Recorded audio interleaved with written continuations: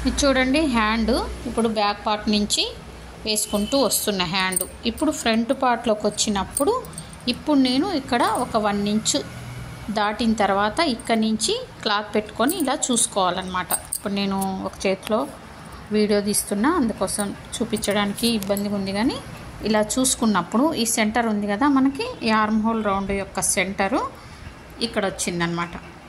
ఇక్కడ మనకి కరెక్ట్గా లోతు అనేది రావాలి. నేనేం చేస్తా అంటే అందుకని స్టిచ్చింగ్ చేసేటప్పుడు ఈ ఆర్మ్ హోల్ రౌండ్ అనేది ఇప్పుడు తీసుకుంటా, కరెక్ట్గా వస్తుంది.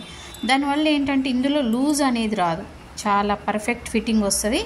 ఇదే మెయిన్, మనకి ఆర్మ్ హోల్ రౌండ్ కరెక్ట్ కూర్చుంది అని అంటే మీకు షోల్డరు లాగదు, ఓకేనా, షోల్డర్ జారదు, లాగినట్టు కాదు. ఒకవేళ ఇది మనం కరెక్ట్గా ఇక్కడ తీసుకోకుండా ఈ లోతు ఎక్కడో పైకి వచ్చింది అనుకోండి, ఇక్కడ పైకి వస్తే చూడండి కొంచెం మంది వేసుకున్నప్పుడు బ్లౌజు ఇక్కడంతా ఇక్కడ లోతు ఎక్కువ తెగింది అనుకోండి, ఇక్కడ లోపలికి వెళ్ళిపోద్ది, ఇక్కడ లోపలికి వెళ్ళిపోయి కొంచెం లైట్ గుంటలాగా కనిపిస్తుంటుంది.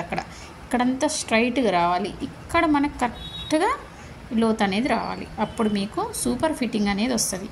ఓకేనా.